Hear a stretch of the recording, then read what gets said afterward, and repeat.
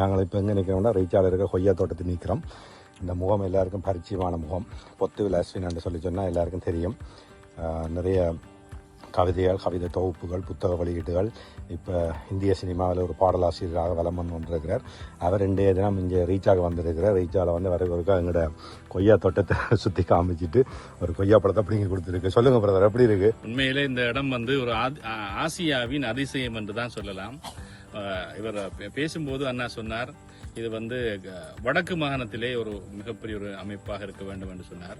ஆனால் இங்கு வந்து பார்த்தது தெரிகிறது, இது உண்மையிலேயே இலங்கையின் அடையாளமாக மட்டுமல்ல, ஆசியாவின் அடையாளமாக கூட திகழப் போகிறது எதிர்காலத்திலே. ஒரு கூடையிலே எல்லா மலர்களையும் கோர்த்து வைத்தால் எப்படி இருக்குமோ அது போன்று மிகச் சிறப்பாக அமைத்திருக்கிறார்.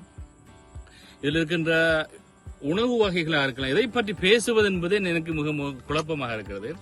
உண்மையிலே யாழ் மண்ணின் சுவையோடு அந்த சுவையோடு உணவை நீங்கள் சாப்பிட வேண்டும் என்றால், வீட்டிலே சமைச்சு சாப்பிடுகின்ற அந்த உணவினுடைய சுவையை நீங்கள் அருந்த வேண்டும் என்றால் நிச்சயமாக ரீச்சாக்கு வர வேண்டும். உணவு வகைகளே பிரமாதமாக இருக்கிறது.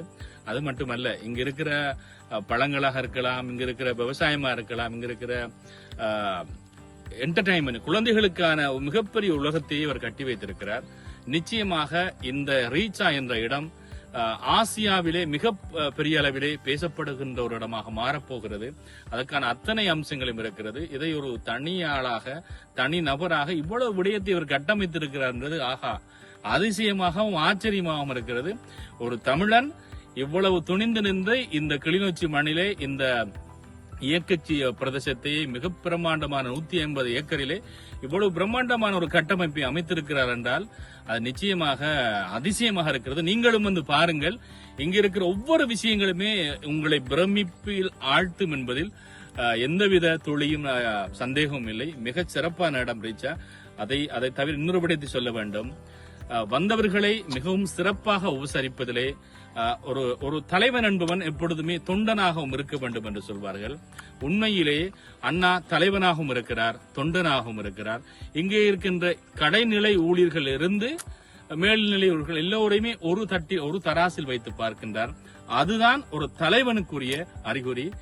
நிச்சயமாக இந்த இடமும் மட்டுமல்ல, இவர் அமைத்திருக்கின்ற இந்த கிட்டத்தட்ட இந்த இடத்திலே வந்து 400க்கும் மேற்பட்ட இளைஞர்களுக்கு தொழில் வாய்ப்புகளை ஏற்படுத்தி கொடுத்திருக்கிறார். நிச்சயமாக இந்த இடம் உலக அளவிலே மிகப்பெரிய அளவிலே கவனம் பெறுகின்ற இடமாக, விவசாயத்துக்காக இருக்கலாம் அல்லது வந்து என்டர்டைன்மெண்ட்டுக்காக இருக்கலாம், எல்லா ஹோட்டல் வசதிகள், இங்க வந்து தங்கி இருக்கின்ற ஹோட்டல் வசதிகள் எல்லாமே மிகவும் அற்புதமாக பண்ணி வைத்திருக்கிறார்.